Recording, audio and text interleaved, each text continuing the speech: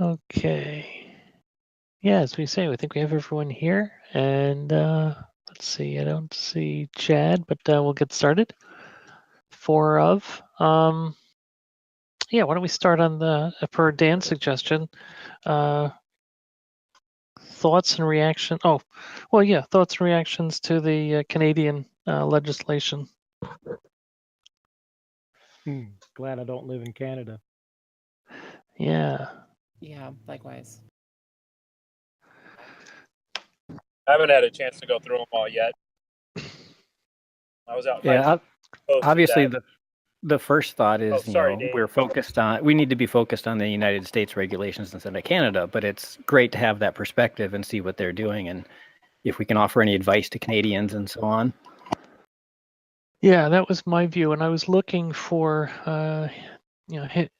tips and anything that looked like what was in the 2018 FAA Reauthorization Act that that was reflected in the Canadian work. There were a couple of pieces registering each aircraft, manufacturing. A manufacturer has to provide a serial number, and I was glad to see a serial number if available. My eyes glazed over when there was a when it got into a discussion on the modifications. But yeah, there's like we said, it must be 30 pages of regulations. I'll take another crack at it. I think I may copy it and put it into a different font. I got a headache from reading that document. But it does look. I think a couple of you used the word draconian. I would completely agree with that. It looks. It also. My interpretation was that it also covers fixed-wing radio aircraft or radio control aircraft. Was that the consensus as well? I saw it covers the only exclusions were for rockets, balloons, and kites. Yes. Everything. Yeah, anything that's remotely controlled. And I was looking for line of sight, and they did talk about the two licenses, a basic and advanced. They characterized them as VLOS, which I don't know if that was. I can't imagine that would be virtual. But it did appear that the language I was reading for they called it crew members, where we'd call a spotter, that the crew member had to be able to communicate readily with the pilot. And to me that says, oh, and you could have multiple crew members. So to me it sounded like someone wrote it with FPV in mind, and flying outside of your own line of sight, but as long as there was someone who could see the aircraft, you were fine. So, yeah, I don't think there's any need for a public response. I do think it's useful to go through it and maybe identify those areas that we find most egregious. I think there were a couple of comments. This is damaging to our FPV hobby. It's damaging to radio control, and maybe we look for elements that would say, this would damage the hobby, the community, the industry, and maybe that's what we can cull out of it.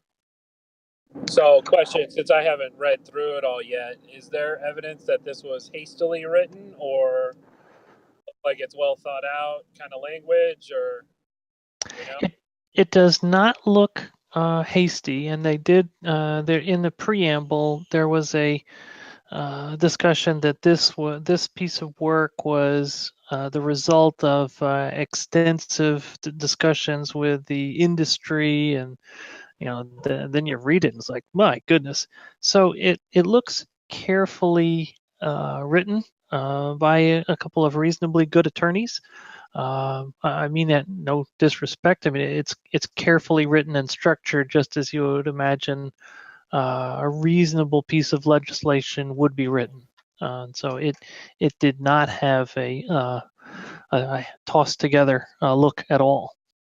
And I don't know, because one of the things in it was about flammable materials on the craft, and we all know that lipos or nitro fuel is flammable. Was there I assume that it said that you can't carry those, and I think it wasn't the characterization that they were trying to say no payload of a flammable or explosive material. I believe that's what they were wanting to do, but You think the there way it might was written, it was you like, might have said, well, nothing, but of course that would mean no nitromethane for a radio control plane as well. yep. So And of Yeah, course, it does say payload, though. I mean, you could argue that the battery is a payload if you got it on a Velcro strap. yeah, it's open for discussion on that. okay, good. I really like Other the part about flying when you can't fly with any snow or ice accumulates on icing, your yeah, when there's aircraft. condition, yeah, that was so I think that it's that. even more than just icing. Oh, really? Let's Oh, see. with no No snow as pilot well? shall operate a remotely piloted aircraft system with frost, ice, or snow adhering to any part of the remotely piloted aircraft. Yep. I've definitely violated that one. Have you Oh, really? I Oh, bless flew your in the heart. snow, so yeah. That's fantastic. Good for you guys. And the pilot must keep visual line of sight at all times. Oh, careful on that one. I don't. Where did you see that? I watched the overview that Bruce did not long ago. He went over those too. But is that on the Canadian regs? Yes. Because I'm sorry, I don't know your name, but I'm not trying to be argumentative, but that's a key element of any of these regulations, and I looked for those elements, and what I saw looked like it was okay to be outside of line of sight, but you had to have line of sight with a crew member, and it could be multiple crew members. And so the implication there is that you could be out of line of sight of the pilot. Again, not trying to be argumentative, but this is a critical point for all of us. They do specifically call out first-person view devices, and that, let's see, no pilot shall operate a remotely piloted aircraft system using a first-person view device unless, at all times during flight, a visual observer performs the detect and avoid functions affecting aircraft or other hazards beyond the field of view displayed on the device. Yep, that's the one. So that to me says that I could be on a cell phone with my crew member, and I'm the pilot, and I'm 500 yards away, around the corner of a building, and that's okay as long as my crew member can see the building and talk to me readily. They made a big thing about that. You had to be in quick communications. Now, did anyone see anything that was really direct with respect to line of sight that appeared to characterize it as not possible? Bruce put it as operator must keep drone in line of sight without the aid of video or even binoculars. Yeah, I think. I think the documentation I think is probably a little different. Not probably. It appears to be different from that. Okay. Other points on the Canadian new legislation? I'd say that's probably enough for this week. Okay. All right.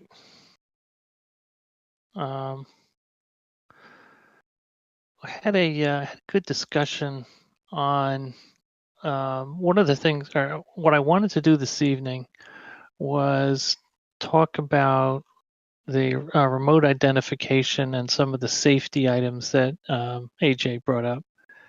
And so there was we had so what I tried to do in the agenda was capture some of the thoughts that we've had over the last couple of days with the Heathrow incident, looking back to Gatwick, as well as what makes sense from a position for FPVFC. And there was a one comment which was, well, if we're doing this for to look good, for the optics, then that's one thing. And I think that was a really good comment. And so, from the perspective of my view, is that we need to, as my boss used to say, there's looking good and doing good, and we need to do both. We need to have, externally, the FPVFC needs to be viewed as being working for the benefit of the community, and in fact, that's what we should be doing. And we should have proof points that demonstrate that type of activity. So that's what I meant on the header. We need to look good and do good. I thought AJ's put a ton of work into this, and I think it's I felt it was a good idea to try to gain consensus among the leadership group on remote ID, and see if we can come up with some agreement on, this is the view we should take. And I was very interested in that there were good pros and cons. And so my view is that, as I've written, it's important for the FPVFC to establish its promise of value to the FPV community, and then execute within that promise of value. FPVFC must stake out a position on safety and security, and then advocate for our FPV community. Also wanted to thank AJ for the significant write-ups that he's created, that defines the FAA and Department of Transportation roles, as well as the really critical idea of separating safety and security as we think about the national airspace. So we had, in thinking about this, and I believe AJ's on. I see the little icon there. That I am. Hey, thank you. And I imagine you're probably traveling, so thank you very much for dialing in when you're on the road. So we know there were some. So I wanted to put forward a couple of points, and I thought this was, the background that I saw is that certainly we know that manned aircraft are only required to use remote identification when they are in dense traffic areas in the national airspace. In addition, no radio is required for manned aircraft in low density areas of the national airspace. And it's also the case that for manned aircraft, you need to pass a test to demonstrate that you're aware of the rules and navigation, and so that you can take a plane up and be viewed as responsible. Then I added a ham radio bullet in here on the background. I went through and got my technician general license both, and the call sign identification we really do not need as operators of remote controlled vehicles to identify an FCC call sign. That is, the single exception is on a remotely controlled device. We, as a ham amateur radio operator, you are required to identify your call sign every 10 minutes and at the end of a transmission. That's one of the favorite questions in both tests, but not in an RC aircraft. And the VTXs by the FCC are considered part of the controlling aircraft devices. And in fact, I'm reasonably well acquainted with the FCC's advisory notices on selling VTXs in the United States and making sure that they adhere to the appropriate frequencies of above 5.64 gigahertz and below 5.925 gigahertz. So just a point. I think we just set that one aside. With respect to remote identification, some of the pros that I saw in the conversation is that a remote identification could assist law enforcement to identify bad actors. This is both a security and a safety topic. The FAA, and then we asserted that the FAA will likely insist on a remote identification for a UAS, and we as FPVFC should advocate the best solution possible for our members and our aircraft. The downside of the cons for remote identification is that remote identification is only required in dense national airspace areas for manned aircraft. UAS should have the same rules. Any other pros and cons that come to mind?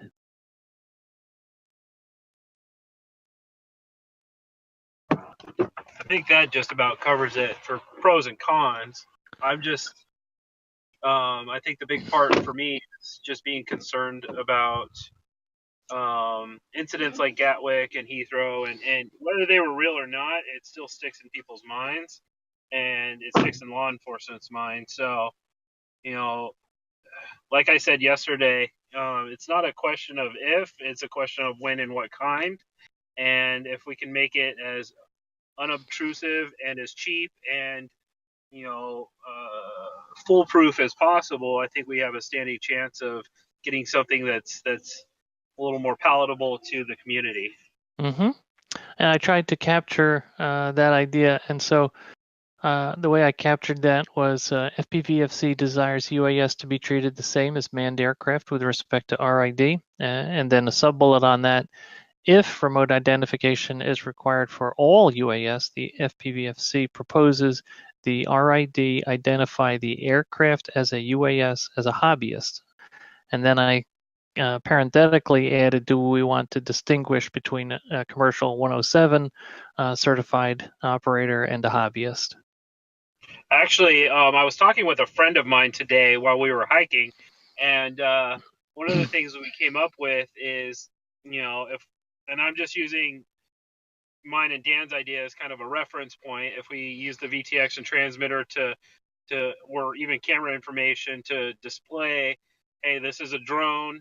It's a general, it's a general broadcast. This is a drone. This is a drone operator, and not a unique specific ID tied to somebody's name or address or anything like that, but a designator of police or hobbyist or commercial or government or whatever the case, power company, whatever the case may be.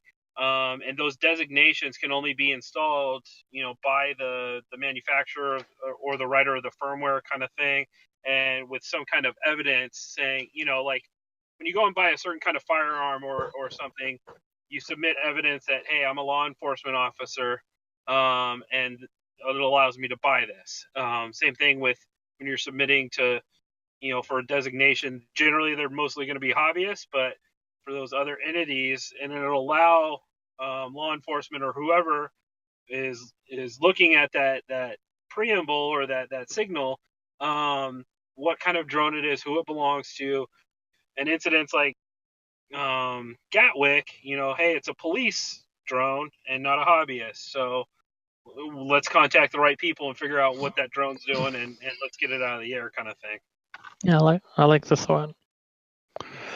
The other proposal, I'll circle back to that one. The other proposal I had was FPVFC supports remote identification of UAS in dense air traffic areas of the national airspace.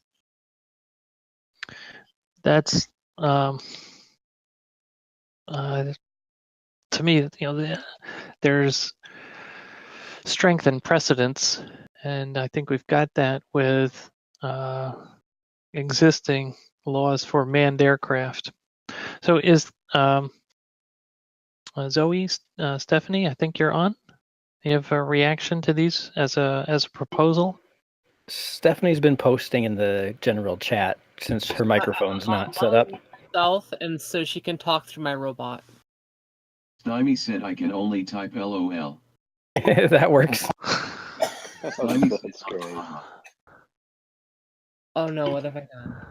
I do like that addition of the since well, at least for myself, but a lot of people fly far away from dense airspace, and so there would be no additional requirement for identification. FPV said off. Okay, I know. Thank you for. I think that was Dan to alert me to Zoe typing. I see Stephanie as well. Okay. Can only type. Okay. The only thing I would say is we need to define what that high traffic airspace is. What's the defining factor of when it's required and when it's not? AJ, can you? Yeah. I think the FAA is going to do that for us. They're going to.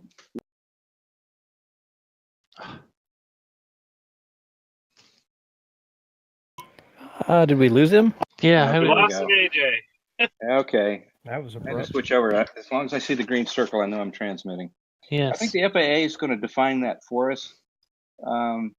Once they get remote ID and the remote ID network so they can detect this and actually manage it, they're going to get into BB loss authorizations for like Part 135 operators, et cetera, parcel delivery and whatever. And then they're going to develop the aeronautical information infrastructure for SUAS.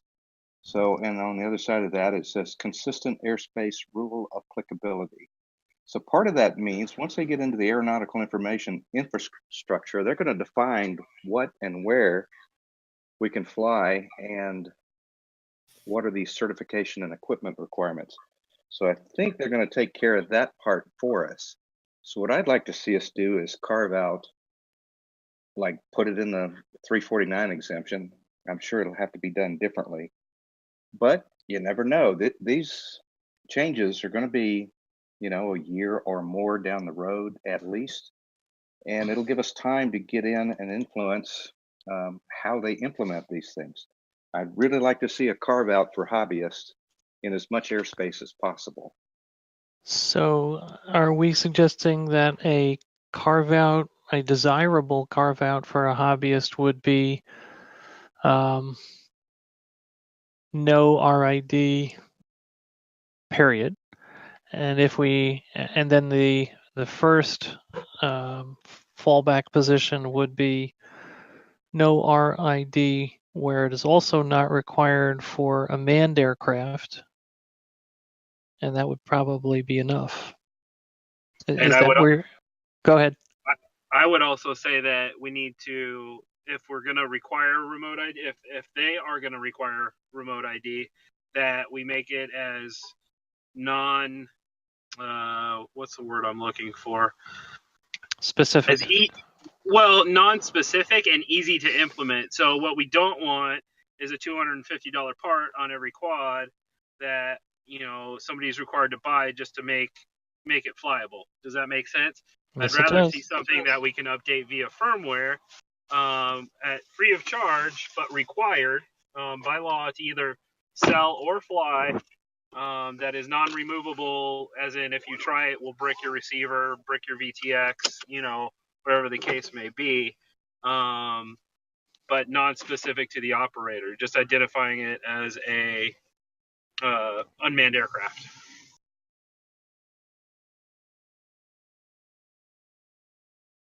Yeah, if you start putting the I'm going to brick your quad requirement in it, for lack of a better term, that's going to introduce some failure points on reliability with these.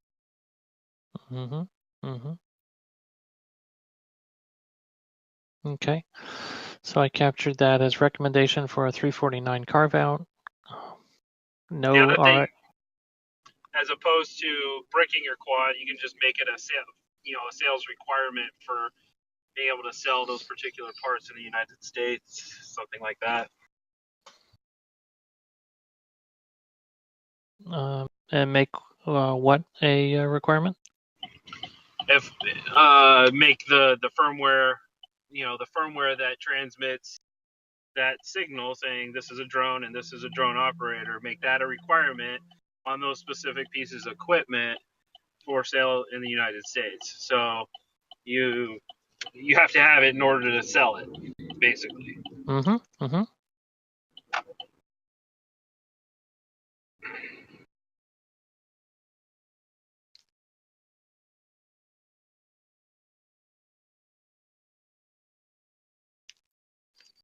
And again, that's just for me. That's a fallback point. Yes, the for me, I think the first point of defense would be no remote ID.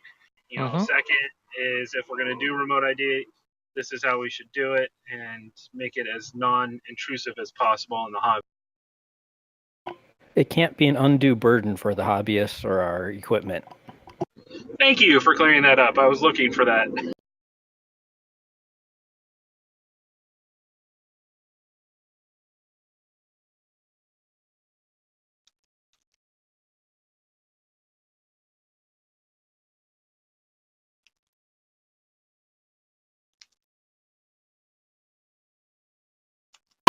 And we all know that anyone who has ill intent will or impersonate somebody else or do something, so it doesn't really help anyone. But just trying to regulations that say we have to do this, try to do it as easily as possible. Mm-hmm. That's a good point to add to getting all our ducks in a row for the arguments as to why it would be ineffective or burdensome to the hobby industry. Personally, I don't think it would help us that much. And I know everybody here is against mandatory remote ID.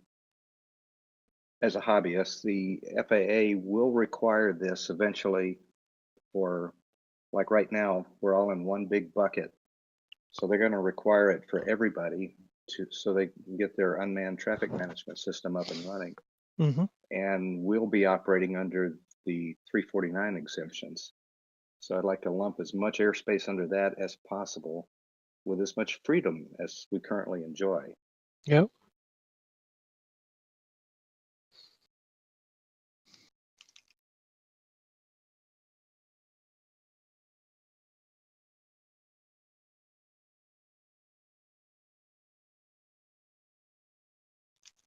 Okay. So I added any complex implementation will meet with less compliance. Okay, and looking over at Stephanie and Zoe, and I see Zoe says she'll be right back. And Stephanie, thank you for continuing to add in. We were able to see that.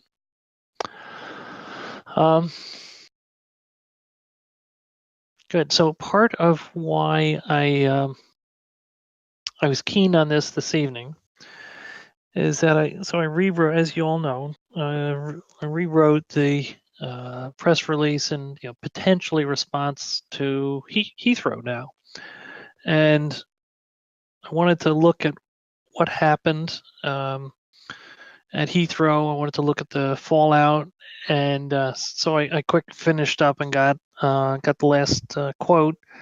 And my view is that absolutely, no need to put anything out at this point. It just seems, to me, now certainly we're in a rarefied atmosphere, in that we're, that I'm living and breathing, in the FPV industry. So I'm immersed in it. So that certainly removes my objectivity. That said, it appears, with that, it appears that there's a lot of skepticism associated with the sky is falling type of attitude that we've seen coming out of the UK, and certainly, the pending legislation, and I mean, there's lots of talk about, well, this is just yet another feint from the UK federal government to distract people, and so that's an unfortunate comment. So I felt it certainly not necessary to comment at this point. Yet I was also anxious that we had a little bit of a difference of view on remote identification. So my view was like, all right, let's try to come to agreement, and then I'll recraft a press release. And if we see something that's appropriate, we'll have the start of a press release that captures our agreed to position on remote identification. So I absolutely had it's best on a key point like this that we do have a common position, or consistent and common position, and I certainly wanted to utilize that going forward.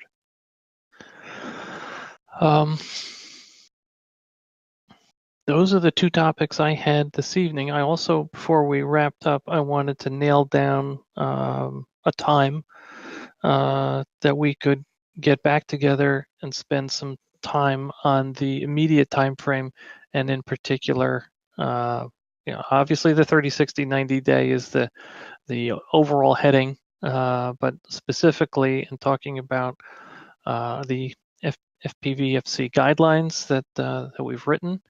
What do we need to do with them, and how do we to capture Chad's view from last week? How do we make that a deliverable that is useful to our stakeholders, and probably a group of different audiences, as we discussed last week? I tried to capture some of those ideas here in the agenda, but this is, I'm hoping, work for, if it's next, or rather, if it's tomorrow evening, that's okay. Now, Dan, I think that was not good for you. Is that right? So this would be 9 p.m. Eastern tomorrow. Yeah, tomorrow I was hoping to attend an FAA webinar.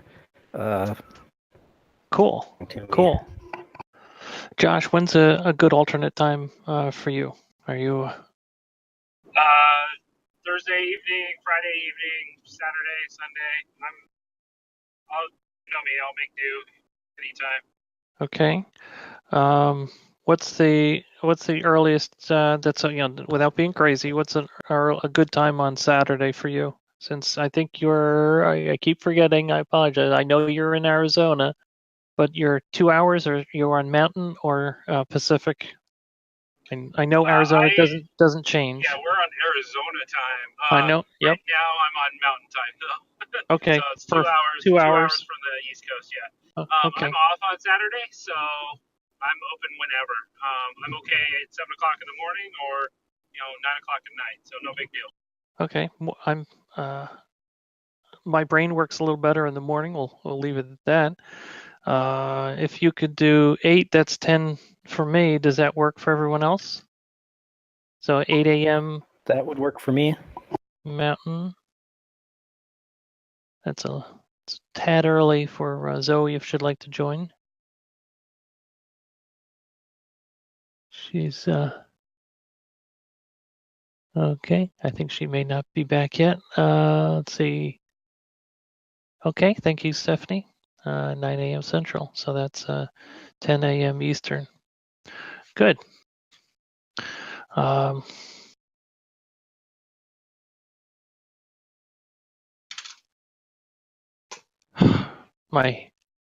Yes, I'm still here. Any other topics that?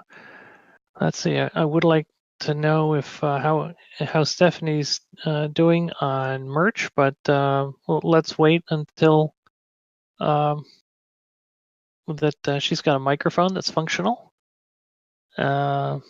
Anything else around the room? I'm good. Okay. Yes, Dan? sir. And AJ, thanks so much for the write-up. That's really useful, and it's and I also wanted at the risk of embarrassing you, AJ, it's also really well written, which I appreciate. It was very easy to read, so thank you for that as well. Well, I appreciate the compliment. I'm not that confident with my writing skills, so because I don't do it that much anymore. Yeah, well, You do fantastically, AJ. No worries. Well, thank you. yeah. Okay, let's see. Stephanie, anything from you?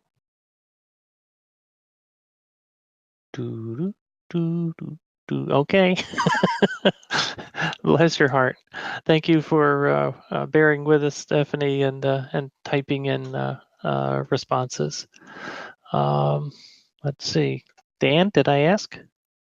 Yeah, you asked. I didn't get a chance to respond though. Okay, I I'm don't sorry. have anything new. Oh. Just to suggest that everybody who hasn't check out those Canadian rules and maybe watch Bruce's video on it and make Yeah, we'll do. comments, that kind of thing. That's about Yeah, it. yeah. I'm gonna, as I say, I'm gonna download it. Probably change the font to something that my poor eyes can read a little more quickly. I did Yeah. find it to be a little bit easier to read than the U.S. regulations, though. Yes. Yeah, I agree. Some parts of it were a little closer to the vernacular. I agree. And near the bottom, I think they even have like an executive summary and some paragraphs that are easier to read. Yep. Yeah.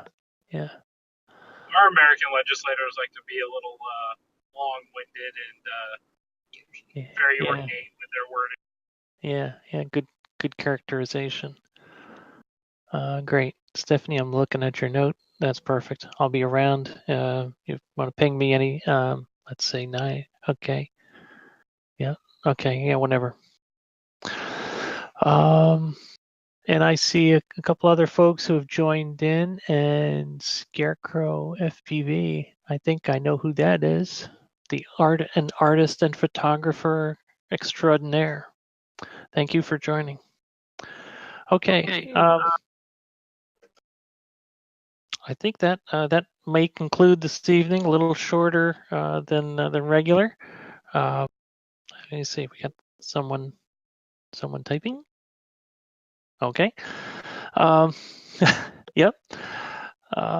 Very good. Then I will adjourn this meeting, and we will talk again on Saturday, 10 a.m. Eastern. We'll use this channel until we figure out another way to dial in or to get together on a conference. And I think we're starting to use the Google Groups, and that's fantastic. Thank you, everyone. Thanks for the energy, and thank you for the work and the spirit. Take care. Have a good evening. Good night, all. Good night. Good night.